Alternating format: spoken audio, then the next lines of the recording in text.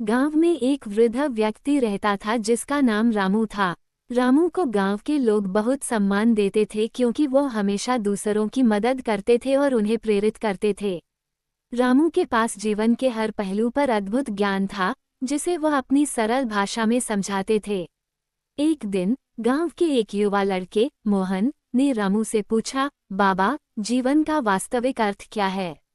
रामू ने मुस्कुराते हुए मोहन को अपने पास बिठाया और एक कहानी सुनाई। बहुत समय पहले की बात है, एक राजा था जिसे जीवन का अर्थ जानने की बहुत इच्छा थी। उसने अपने राज्य के सबसे बुद्धिमान लोगों को बुलाया और उनसे पूछा, जीवन का वास्तविक अर्थ क्या है? बुद्धिमान लोगों ने कई बातें कहीं, लेकिन राजा संतुष्ट नहीं हुआ। अंत में एक वृद्ध साधु राजा के पास आया और कहा, महाराज, जीवन का वास्तविक अर्थ जानने के लिए आपको स्वयं यात्रा करनी होगी और उसे अनुभव करना होगा।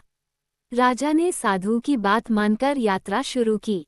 रास्ते में उसने कई मुश्किलों का सामना किया, कई लोगों से मिला और उनके जीवन के बारे में जाना। उसने देखा कि हर व्यक्ति की अपनी अपनी समस्याएं और खुशियां होती हैं। एक दिन राजा एक छोटे से गांव में पहुंचा जहां एक गरीब किसान और उसकी पत्नी रहते थे। वे बहुत खुशहाल जीवन जी रहे थे, भले ही उनके पास बहुत कम संसाधन थे। राजा ने उनसे पूछा, तुम इतने खुश कैसे हो?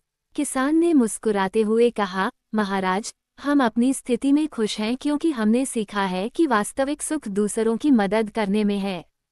जब हम दूसरों की मदद करते हैं तो हमें आत्मिक संतोष मिलता है और यही जीवन का वास्तविक अर्थ है। राजा को आखिरकार समझ में आया कि जीवन का वास्तविक अर्थ दूसरों की सेवा और मदद में है। उसने वापस अपने राज्य लौटकर यह संदेश अपने प्रजाजनों को दिया और सबको प्रेरित किया कि वे भी दूसरों की मदद करें और जीवन का वास्तविक सुख प्राप्त करें। रामू ने मोहन से कहा, बेटा, जीवन का वास्तविक अर्थ अपने स्वार्थ से ऊपर उठकर दूसरों की भलाई करने में है। जब हम दूसरों की मदद करते हैं तो हमें आत्मिक शांति मिलती है और यही असली खुशी है। मोहन ने रामू की बात समझ ली और जीवन में दूसरों की मदद करने का संकल्प लिया। उसने देखा कि धीरे धीरे उसका जीवन भी खुशहाल और संतोषप्रद हो गया। इस प्रकार रामू ने मोहन को जीवन का वास्तविक अर्थ समझाया और उसे एक नई दिशा दी।